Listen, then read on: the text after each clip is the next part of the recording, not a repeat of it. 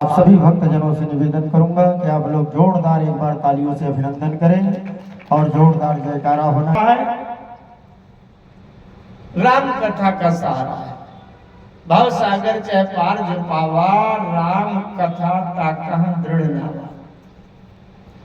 लेकिन अच्छा एक बात सोचो आप, जिस नाव में बैठ करके हम इधर से उस पार जाना चाहते हैं नदी तालाब सरोवर में, वो नाव बिल्कुल सड़ी गली खोखली छेद वाली है। बताओ क्या ठिकाना है। भवसागर से पार होने के लिए नाव क्या है? राम कथा ताकह दृढ़ नावा। अब अगर राम कथा में भी हंसी चुटकुला मनोरंजन के छेद हो तो किसके सहारे हम पार होंगे? इसलिए मैं भगवान से प्रार्थना करता हूँ, प्रभु जीव का कल्याण केवल एकमात्र आपकी कृपा पर आधारित है। बड़े सौभाग्य से हमको ये 5 दिन की कथा का जो अवसर मिला है, उसमें अपने आत्म कल्याण के लिए हम कोई अच्छी बातें आपकी कथा से सीख सकें, जान सकें, ऐसी कृपा हो जाए प्रभु दीनानाथ। क्योंकि मन बड़ा चंचल होता है, मन तो मनोरंजन ढूंढता है, लेकिन आपकी कृपा के बिना जो सार गर्भित कथा के भाव हैं वो हमें नहीं मिल पाएंगे। हे प्रभु, आप कृपा करके हमारे हृदय में बैठ करके एक रूप में वक्ता के अंदर बैठ करके और अच्छी बातें कहलवा दीजिए, दूसरे रूप में श्रोताओं के अंदर बैठ करके अच्छी बातें सुनने समझने का योग बना दीजिए, जिससे जीव का कल्याण हो सके। हनुमान जी की कृपा के बिना, संरक्षण के बिना राम कथा कभी हो नहीं सकती। इसलिए हनुमान जी के चरणों में साष्टांग दंडवत प्रणाम की मुद्रा का समर्पण है।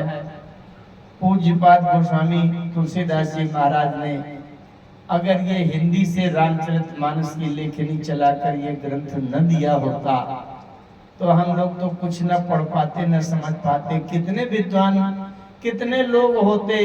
एक बात बताऊं मैं कि रामचरितमानस के अलावा और जो कथाएं होती हैं उनके लिए एक निश्चित ही विद्वान हैं और निश्चित अधिकारी पात्र हैं जो अन्य धर्म शास्त्रों की बात करेंगे, उनको पढ़ेंगे, सुनेंगे, सुनाएंगे।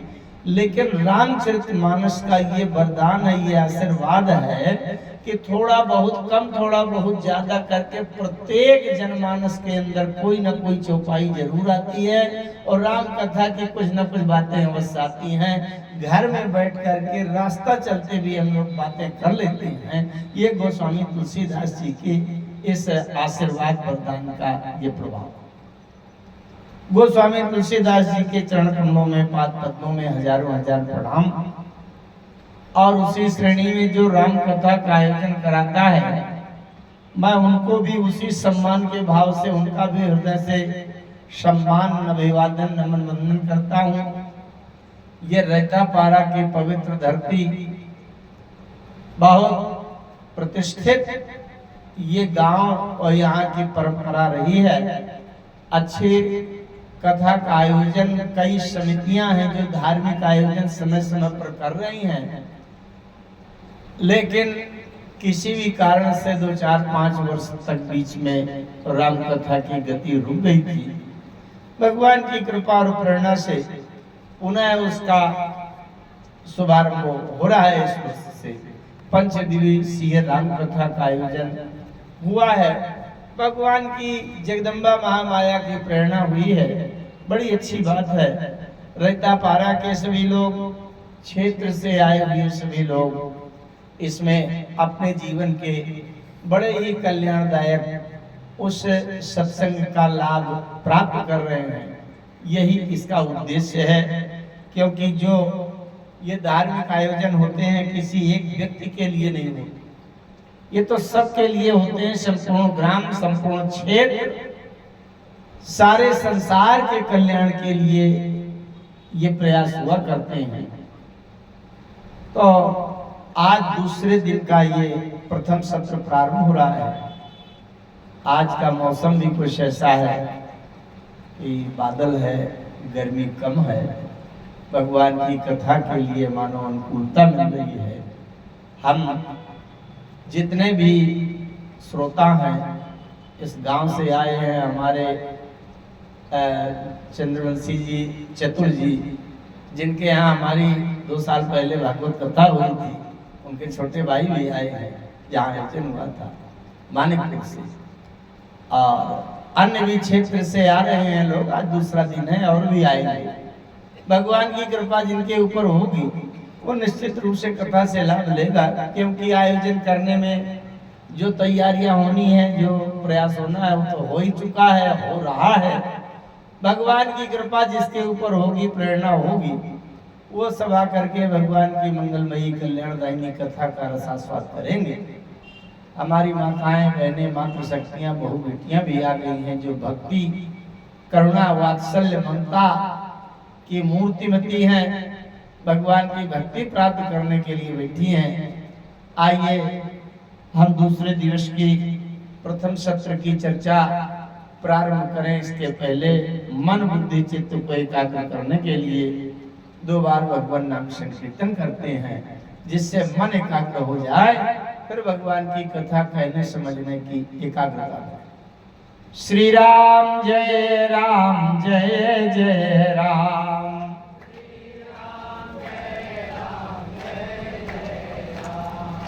राधा वल्लभ जय घन श्याम,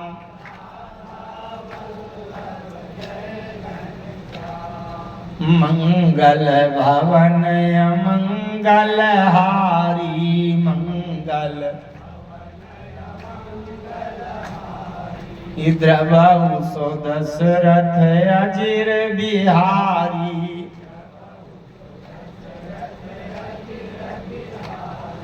हार गुनंदन प्राण पीरीते,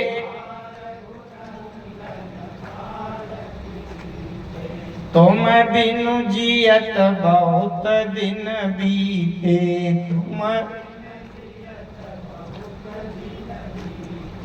मोरे तुम प्रभु गुरु पितु माता, मोरे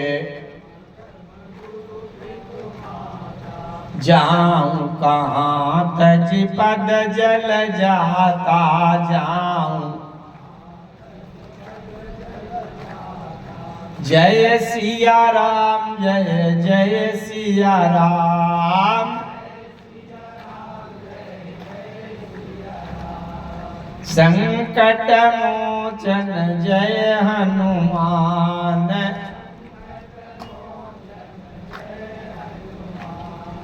श्री राम जय राम, जय जय राम, बोलिए भक्तवत्सल भगवान की, श्री राम नाम भगवान की, श्री रामचरितमानस भगवान की, संकट मोचन श्री हनुमान जी भगवान की, बोलिए जगदम्बा महामाया मैया की, पूज्यपाद जगत गुरु गोस्वामी तुलसीदास जी महाराज की जय। जय श्री सीताराम। गोस्वामी जी कवितावली में बड़ी अच्छी एक बात कहते हैं। गोस्वामी तुलसीदास जी ने कई ग्रंथ लिखे हैं, रामचरितमानस, विनय पत्रिका, कवितावली, गीतावली, दोहावली, रामाज्ञा प्रश्नावली, रामलला नहछू, जानकी मंगल, पार्वती मंगल, बरवय रामायण, तमाम ग्रंथ उन्होंने लिखा। बड़ी अच्छी एक बात लिखते हैं कि राज सुरेश 50 को विधि के कर को जो पटो लिख पाए। ये बात ध्यान से सुनिएगा। राज सुरेश 50 को विधि के कर को जो पटो लिखी पाए। पटो लिखी पाए, पट्टा लिखना तो आप लोग जानते होंगे कि पट्टा लिख दिया जाए। अरे एसडीएम साहब ने आपके नाम 2 एकड़ का पट्टा लिख दिया है ना, वो जमीन आपकी, अच्छा, संसार की इस व्यवस्था में अगर एक अधिकारी पट्टा लिख दे, 5 एकड़ आपके नाम पट्टा लिख दिया एसडीएम साहब ने, तो डीएम महोदय आए, उन्होंने पट्टा खारिज कर दिया। उससे बड़ा अधिकारी आ जाए तो पट्टा खारिज भी तो कर सकते हैं कि नहीं, निरस्त कर दे। लेकिन गोस्वामी जी कहते हैं कि विधि के कर को जो पटो लिख पाए, विधि माने ब्रह्मा के हाथ का लिखा हुआ पट्टा मिल जाए, जिसको खारिज करने वाला उससे बड़ा अधिकारी कोई होता नहीं है। ब्रह्मा से बड़ा कौन होगा? ब्रह्मा तो सबसे बड़े माने जाते हैं। अच्छा, ब्रह्मा जी जब अपने हाथ से पट्टा लिखेंगे तो कितना लिखेंगे? 2-5 एकड़। अरे, प्रधानमंत्री अगर किसी को पुरस्कार देगा तो 10 रुपया 20 रुपया थोड़ी देगा, वो तो 2-4-10 लाख का चेक होगा कम से कम, तभी तो उसके हाथ से देने में अच्छा लगेगा। तो जब ब्रह्मा जी पट्टा लिखते हैं तो कितने का लिखते हैं? बोले राज सुरेश 50 को, सुरेश माने इंद्र, इंद्र से 50 गुना राज्य आपके नाम, ये ब्रह्मा जी ने पट्टा लिख दिया। अच्छा, इसके बाद पूत सपूत पुनीत प्रिया, पुत्र भी बड़ा अच्छा आज्ञाकारी, अच्छे स्वभाव संस्कार का हो जाए। अब पुनीत प्रिया, प्रिया माने पत्नी भी बड़ी पवित्र, अच्छे स्वभाव, अच्छी समझदार वाली, संस्कार वाली पत्नी मिल जाए। कभी कभी पवित्र पत्नी में एक कमी रह जाती है। क्या है? तो बड़ी पवित्र, बहुत समझदार है, अच्छे स्वभाव अच्छा है, लेकिन हो सकता है देखने में कम सुंदर हो। होता है ना कभी कभी, सब कुछ ठीक है लेकिन देखने में सुंदर कम। तो गोस्वामी जी कहते हैं वो भी कोर कसर न रहे। पूत सपूत पुनीत प्रिया, निज सुंदरता रति को मदनाए, इतनी सुंदर हो कि उसकी सुंदरता के सामने कामदेव की पत्नी रति का भी मद चूर हो जाए, इतनी सुंदर। और क्या मिले? बोले संपत्ति सिद्धि सब तुलसी, मन की मनसा चितवै चितलाए, ऐसी सुख सुविधा संपत्ति मिले। मालिक राज जी के यहाँ हमारा निवास है, इतनी बढ़िया व्यवस्था है कि पंखा से रिमोट से पंखा चल रहा है, उठ के वहाँ स्विच में हाथ लगाने की जरूरत नहीं है। कितनी अच्छी व्यवस्था।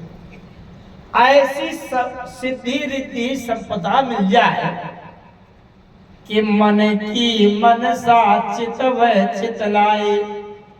अगर हमारे मन में कोई इच्छा हुई तो हमको मुंह से कहना ना पड़े, मन में इच्छा हुई कि पानी पीना है, वो अपने आप रिद्धि सिद्धि लेके खड़ी हो जाए। ये व्यवस्था अगर किसी को सुख सुविधा मिल जाए, मन की मनसा चितवै चितलाए। गोस्वामी जी से पूछा गया, अगर किसी को ये सुख संपत्ति और वैभव और पुत्र पत्नी और ब्रह्मा जी का लिखा हुआ पट्टा और इंद्र से भी 100 गुना 50 गुना ज्यादा राज्य मिल जाए तो आपकी दृष्टि में क्या महत्व है? गोस्वामी जी कहते हैं कुछ नहीं, कुछ भी नहीं। क्यों? क्योंकि गोस्वामी तुलसीदास जी के दृष्टि में केवल एक महत्व है। क्या?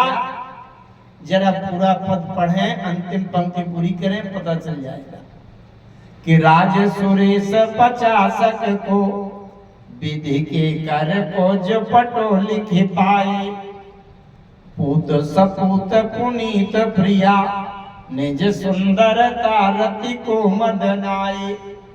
संपत्ति सिद्धि सब तुलसी, मन की मनसा चितवै चितलाए। जाने की जीवन जाने बिना जग, ऐसे वो जीवन जीव कहाए। सब कुछ मिल जाए लेकिन इस जीवन में अगर जानकी जीवन, जानकी प्राण, जानकी नाथ राम को नहीं जान पाए तो ये सब कुछ किसी काम का नहीं है। क्योंकि ये थोड़ा अस्थायी कुछ दिनों के लिए मिला है, ये सब छूट जाएगा। क्योंकि राम जी की भक्ति के बिना कुछ नहीं है। राम विमुख संपत्ति प्रभुताई, ये तो जाए रही पाई बिनु पाई। राम कथा क्यों सुनते हैं? राम को जानने के लिए, राम को पहचानने के लिए, और राम को पाकर राम में ही समर्पित हो जाने के लिए राम कथा सुनते हैं। वही जीवन की सफलता। आइए आज दूसरे दिन में कुछ चर्चा करते हैं राम जी के कथा में।